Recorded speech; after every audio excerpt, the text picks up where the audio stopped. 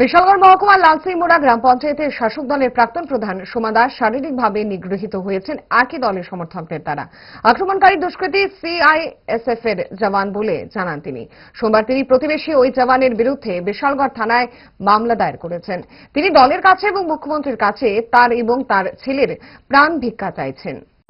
আমারে বারবার লাথি দেয় আর কত ক্ষমতা শেষ করে আমার লাথি দিতে। কোন দলের প্রধান ছিলেন? আমি বিজেপি দলের প্রধান ছিলাম এবং এখন বর্তমানে আমার বিজেপির দলটারে কালিমুক্ত করার জন্য কিছু দলের নেতৃত্ব হাতে নিয়ে সেরা এখন দলটারে খারাপ করার জন্য এখন হেরার হাতে নিয়ে সেরা যাতে আমার নামে কোনো কেস না নেওয়া হয় এবং ব্লক চেয়ারম্যান উনি পর্যন্ত এসেরা তার লগে একদম একজুট হয়ে সেরা এবং আমি হসপিটালে আর হেরা এখান দিয়ে মীমাংসা পত্র নিয়ে আইছে থানাতে, বলছে আমার কি মীমাংসা হয়ে গেছে এই কথা বলছে থানা তারা যে মীমাংসা হয়ে গেছে, কিন্তু আমি মীমাংসা কোথাতে করব? ব্লক চেয়ারম্যান কারে নিয়ে এসে?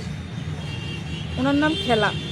খেলা কি উনি কি আপনাদের এলাকার বিধানসভার ওই? হ্যাঁ, এবার নতুন করে ব্লক চেয়ারম্যান হয়েছে উনি এখানে আইছে এবং আমি দলের কাছে একটি রিকোয়েস্ট আমার প্রাণ ভিক্ষা চাই তাদের কাছে, যে আমি আগামী দিনে দল করেছি যে দলের থেকে আমি প্রাণ ভিক্ষা চাই, আমার ছেলে সন্তান নিয়ে প্রাণ ভিক্ষা চাই। এইভাবে আমি যাচ্ছি আমার মেরে ফেলবে, ওরা আমার মেরে ফেলবে। আমি দলের কাছে একটা নিবেদন চাই, মুখ্যমন্ত্রীর কাছে পর্যন্ত আবেদন করতেছি যে আমার প্রাণ ভিক্ষা চাই, আমার ছেলেরা ভিক্ষা চাই, যে একটা কেন্দ্রীয় পদে আমার এভাবে রাস্তার মধ্যে মারতে পারে কিনা। আমার মুখটা দেখানোর মতন না, যে আমি মুখটা দেখাইতাম যে আমার চোখ মুখ সমস্ত মুখ